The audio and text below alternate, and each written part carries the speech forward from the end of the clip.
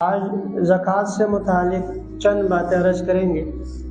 زکوٰۃ کی فرضیت 1، فضیلت 2، فضیحت یعنی وعید 3، زکوٰۃ کا نصاب 4، حساب کیسے کریں 5، اور مصرف جہاں خرچ کرنا ہے 6، اور 7ویں چیز زکوٰۃ سے متعلق کچھ غلط فہمیاں۔ جب 7 باتیں ہیں تو یہ تو سنبھالنا تھوڑا سا مشکل ہو جائے گا، تو زکوٰۃ کی فضیلت سے متعلق اگر میں کوئی بیان کروں 2-4 باتیں تو یہ مت خیال کرنا فضیلتیں صرف اتنی ہیں، اور اگر زکوٰۃ کے وعیدیں میں 2-4 بیان کروں تو اس کا خیال یہ مت کرنا کہ وعیدیں صرف اتنی سی ہیں۔ کیونکہ وقت مختصر ہونے کی وجہ سے میں بہت مختصر چند باتیں عرض کی ہیں۔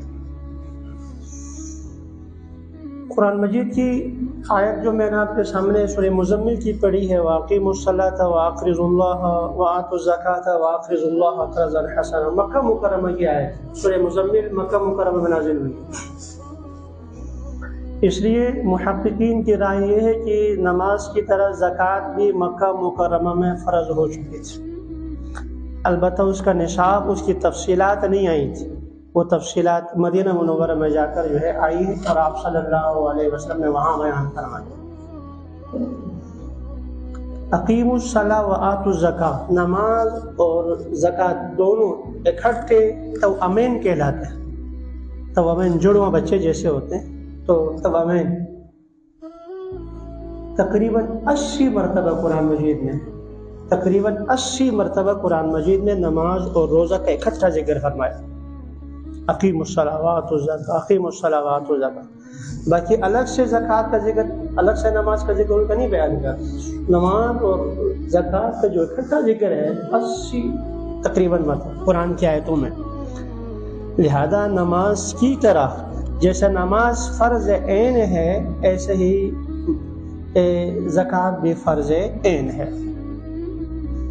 رسول اکرم صلی اللہ علیہ وسلم کے انتقال کے بعد کچھ لوگوں نے جو زکوٰۃ سے انکار کیا تھا، تو صدیق اکبر رضی اللہ تعالیٰ عنہ نے وہاں ایک جملہ ارشاد فرمایا تھا، وَاللَّهِ لَأُقَاتِلَنَّ مَنْ فَرَّقَ بَيْنَ الصَّلَاةِ وَالزَّکَاةِ، اللہ کی قسم جو نماز اور زکوٰۃ میں فرق کرے ان کے خلاف، نماز اور زکوٰۃ میں فرق کرنے والوں کے خلاف میں اعلان جہاد کرتا لڑوں۔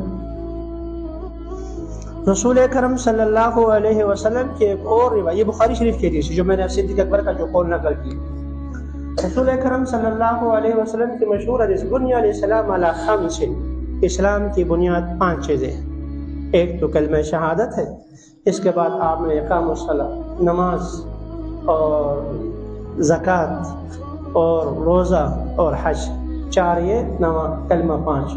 تو نماز جیسے اسلام کا بنیادی رکن ہے، ایسے زکوٰۃ بھی اسلام کا بنیادی رکن ہے۔ جیسے نماز کا انکار کرنے والے کا اسلام سے کوئی تعلق نہیں، ایسے ہی زکوٰۃ کا انکار کرنے والے کا ایمان سے، اسلام سے کوئی تعلق نہیں۔ فرضیت سے متعلق بس اتنی سی بات کافی ہے۔